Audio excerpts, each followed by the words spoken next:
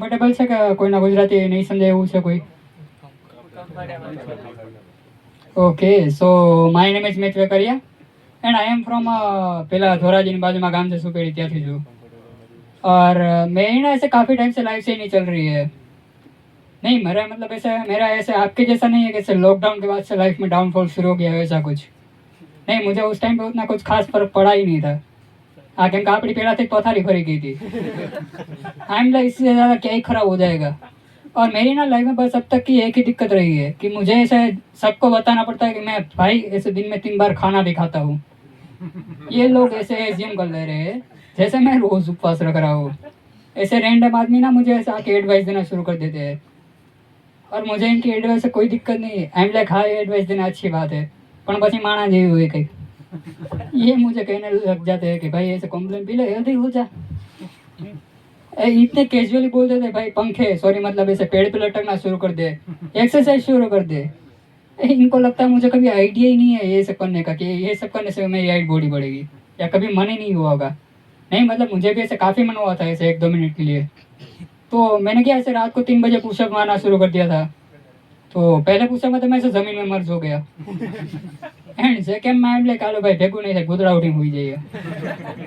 और मेरी school life भी इतनी वाहियत थी भाई क्योंकि मैंने थोड़े ज़्यादा हाइट बॉडी वाले दोस्त बना लिए थे।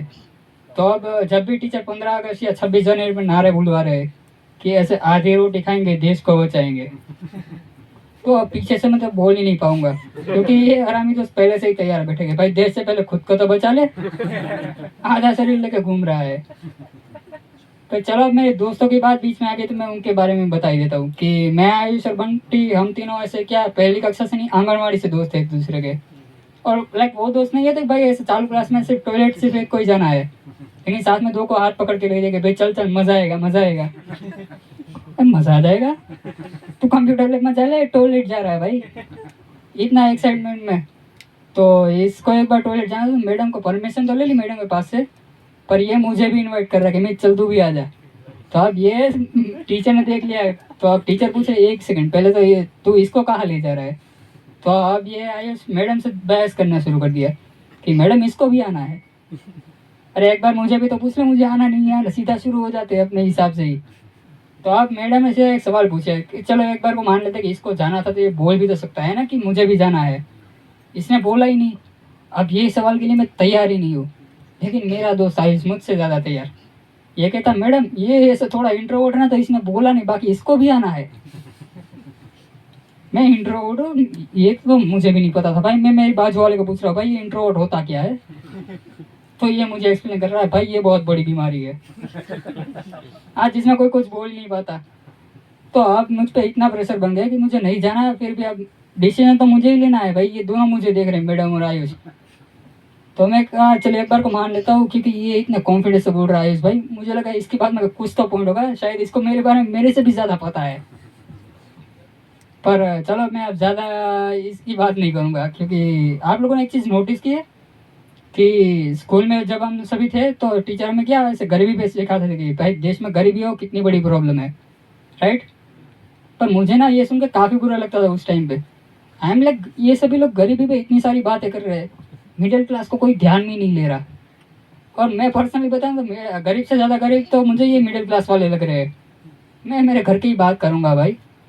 घर के हालात इतने बुरे थे इतने बुरे कि बताने लायक नहीं है। आज दिन में 7-8 बार का खाना भी खा जा रहे हैं और जब भी कोई चीज़ लेने की बारी आएगी तो अचानक से सेविंग करने वाली आत्मा जाग जाएगी कि अभी तो गाड़ी भी लेनी है। मैं कहा चलो कोई बात नहीं सेविंग करते हैं। हमने सेविंग शुरू की भाई फिर 10-12 साल हो गए क्या सेविंग की हमने फाइनली सेकेंड हैंड यूना लिए अभी। भाई इनकी इन्हीं सभी हरकतों की वजह से मुझे कभी समझ में नहीं आया कि हम किस कैटेगरी में आ रहे हैं। मुझे पहले लगता था कि हम गरीब है देना इधर कि हम कोई गरीब वरीब नहीं है। गरीब सिर्फ मैं ही हूँ घर में हमारे पास पैसा था ऑलरेडी। जब तक मैं किसी चीज़ की डिमांड नहीं करता हूँ डिमांड करते ही पता नहीं गरीबी रेखा की नीचे वाली रेखा में चले जा रहे हैं। पता नहीं दरवाज़ा बना रखा क्या है। मेरे मम्मी ने मुझे बचपन में पिगी बैंक लेके दिया कि नहीं बेटा इससे सेविंग करना। मुझे पैसे की ज़रूरत पड़ी मैंने वही बेच दिया। पर चलो कोई बात नहीं मुझे 100 रुपये मिल गए तो हमने कहा कोई बात नहीं 1 महीना अमीरों वाली वाइब आएगी अब। ओरो भाई એટલે સોરી ઓરા